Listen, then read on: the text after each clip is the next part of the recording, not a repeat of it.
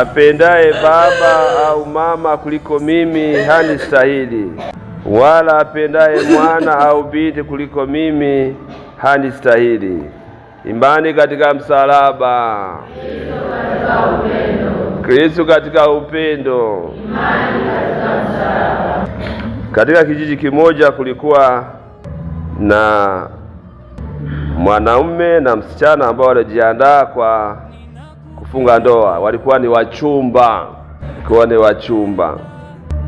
Mchumba wa kike, yaani yule msichana, anapendwa na wazazi wa mvulana, lakini wazazi wa msichana hawampendi yule mvulana. Kwa hiyo juhudi ikaanza, na ili mfunge ndoa jua kwamba lazima familia mbili zikubaliane, yaani huku apende msichana apendwe, bibi harusi mtarajiwa apendwe na ile familia ya mvulana, na huku pia familia ya msichana ipende yule mvulana atakayeoa binti yao. Mvulana alitambua kwamba kule hapendeki, kuna vizuizi. Wanasema wewe binti unaolewa na huyo mvulana, haiwezekani, sisi hatutaki. Kwa hiyo familia ya mvulana wanaanza kutuma watu kwenda kubembeleza, jamani, mtu kubalie. Wanatuma wazee, rafiki zake na yule mzee wa mvulana, baba ya msichana, ili kubembeleza, ili kushawishi wakubaliwe kwamba binti yao waolewe na mvulana wao. Wazazi wa msichana wakaendelea kukataa, lakini mvulana na msichana wanapendana kweli. Siku moja waliamua kujiendea, wakaanza maisha. Baba ya msichana aliamua kwenda barazani. Sasa kwa kitongoji, kwenye baraza akaitwa. Hakimu aliamua, anasema msichana huyu tayari ana umri wa kutosha, anaweza kuamua aolewe na nani. Baba wa msichana akashindwa. Alisema maneno haya, umefanya hivi kweli, nimeshindwa kesi, lakini baba yako atabaki huyo mume wako, na mama yako ni mume wako, na dada yako atakuwa mume wako, na shangazi yako atakuwa mume wako. Sisi usitujue. Ndugu zangu, wana familia ya Mungu, leo katika masomo yetu tunaalikwa kuchagua. Katika kuchagua, maisha ya uchaguzi yapo. Ukienda dukani wataka kuchagua nguo ya kijani, lazima uache njano, utaiacha, buluu utaiacha. Ukitaka kuoa, ukasema nataka msichana wa mweupe, weusi itabidi waache. Ukitaka mweusi, wale weupe itabidi waache. Tunadaiwa kuchagua katika maisha. Kuchagua ni sehemu ya maisha yetu. Hawezi kuwa kumbakumba. Hawezi kuwa kumbakumba. Sasa tunaalikwa kuchagua katika maisha. Tunaalikwa pia kuchagua kumfuata Kristo au kufuata njia nyingine. Ndiyo maana katika Injili tumeambiwa, ampendaye baba au mama au watoto au wazazi kuliko mimi hanistahili. Amri ya 4 ya Mungu inasemaje? Tuiseme, inasemaje? Amri ya 4 ya Mungu inasemaje? Inasemaje? Kuheshimu baba na mama. Alafu unapata nini kuheshimu? Unapata nini? Miaka mingi na heri duniani. Leo tunaambia anayempenda baba au mama kuliko mimi hanistahili. Kumbe kuwapenda wazazi wetu sio jambo baya. Tena unapata kuishi miaka mingi na heri duniani, unapata na mafao hapa hapa. Lakini anasema kuliko mimi. Kuliko mimi. Tunaalikwa kumpenda Mungu kuliko kitu kingine chochote. Kwamba nikimpenda Mungu tayari kutakuwa na nguvu nyingine ya kuweza kuwapenda hao baba na mama. Hatuwezi kumpenda Mungu halafu tukamsahau baba na mama, haiwezekani. Ndiyo maana tukiweka mkazo katika kumpenda Mungu, anatupia pia nguvu ya kuwatendea hayo yaliyo mema. Kwa hiyo lazima tumpatie nafasi Mwenyezi Mungu, nafasi ya kwanza. Nafasi ya kwanza. Mungu apewe nafasi ya kwanza. Tukimpatia nafasi ya kwanza Mwenyezi Mungu, tukampenda Mungu, tutamwona Mungu kwa wazazi wetu, kwa jirani zetu, kwa binti zetu, kwa rafiki zetu. Padri mmoja alitoa wosia wake. Alipokuwa anatoa wosia alisema kuna mambo mawili ambayo tunapaswa kuyaishi. Mmoja ni kumuona Mungu ndani ya wengine. Kumuona Mungu ndani ya wengine. Kama nikimuona Mungu ndani ya wengine, ndani ya mke wangu, ndani ya binti yangu, ndani ya wazazi wangu, ndani ya wafanyakazi naofanya nao kazi, ndani ya wanajumuiya nao ishi nao, siwezi kumtendea mabaya. Siwezi kumtendea mabaya. Kwamba huyu aliye karibu yangu nayeona naye huyu ni sawa na mfano wa Mwenyezi Mungu. Siwezi wakati huo nikamnenea mabaya. Siwezi wakati huo nikampiga. Siwezi wakati huo nikamdhulumu. Siwezi wakati huo nikamuibia.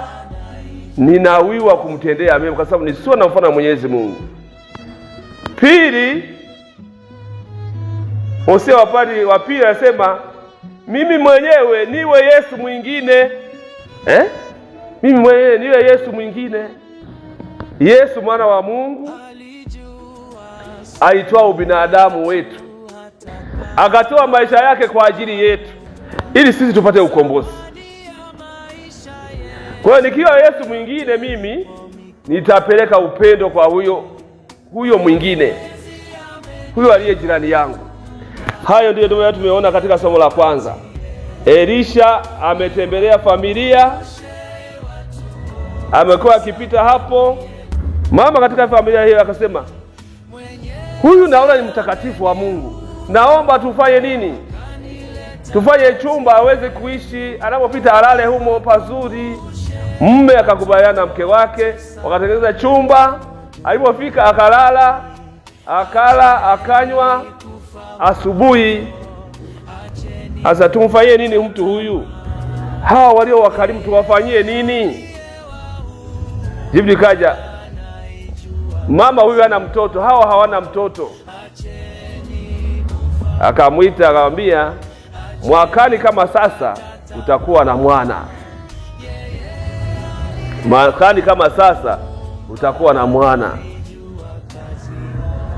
Fikiria familia ambayo haina mtoto, inaambiwa mwaka kesho kama leo utakuwa na mtoto, utakumbatia mtoto.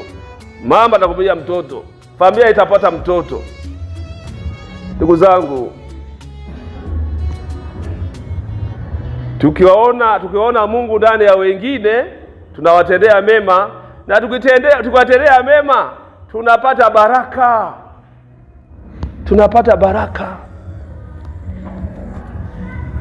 Tunapata baraka. Tunapata baraka. Leo tunaalikwa kumchagua Mungu. Tunaalikwa kumchagua Mwenyezi Mungu. Tunaalikwa kumuona Mungu ndani ya wengine. Kama tunaona Mungu ndani ya wengine, tuweze kuwatendea yaliyo mema. Tunapochagua Mungu, wakati mwingine tunaweza kupata upinzani. tunaweza kupata misalaba, tunaweza kupata masumbufu. Mtakatifu Thomas More, yeye alikuwa ni mwanasheria wakati wa utawala Mfalme Henry wa 8. Mfalme Henry wa 8 wa Uingereza alikuwa kila kizaa anazaa msichana, kila kizaa anazaa msichana, kila kizaa akatamani azae mvulana ambaye atamrithi kama mfalme. Kwa hiyo akaomba mwanasheria huyu Thomas More abadilishe sheria, afunge ndoa nyingine. Aliomba abadilishe sheria ili afunge ndoa nyingine, labda aoe mke ambaye atamzalia mvulana ambaye atamrithi. Thomas alikataa kwa sababu anamchagua Mungu, alimchagua Mungu, alikataa. Akaomba basi badilisha hata kwa sababu ya urafiki. Thomas akamwambia, nikibadilisha kwa ajili ya urafiki, si utakapo naenda jehanamu. Wewe kwa sababu unafuata dhamiri yako kaenda mbinguni, utanifuata kule jehanamu, utanipata kule kwa shetani. Akamwambia, mimi naendelea kuwa mfanyakazi wako mwaminifu, lakini namfuata Mungu kwanza kuliko wewe. Akaenda akakata kichwa, akauawa kwa sababu ya kumchagua Kristo na kumtendea Kristo. Ufuasi kwa Yesu una gharama. Ufuasi kwa Yesu, kumchagua Kristo ni gharama. Unaweza pengine usipendwe kwa sababu umchagua Kristo, kama Tomaso. Yule dada alipokuwa anamchagua mchumba, akaamua kwenda bila ridhaa ya wazazi. Aliambiwa nini? Mama yako na baba yako na ndugu zako watakuwa mume wako. Sisi tunapomchagua Kristo katika maisha yetu, tutaweza kupata vipingamizi mbalimbali. Tutaweza kupata vipingamizi mbalimbali. Labda familia ina imani mchanganyiko. Sasa rafiki yako atakuwa nani? Nani atanitetea?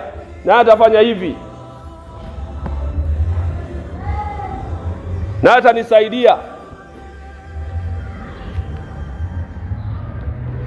Tunapasa kufikia na kutambua huyo ambaye tunamchagua, Yesu mwana wa Mungu, ambaye tunapomchagua tukampenda, tukamtumikia, baadaye tutakwenda kwake mbinguni, tutapata uzima wa milele.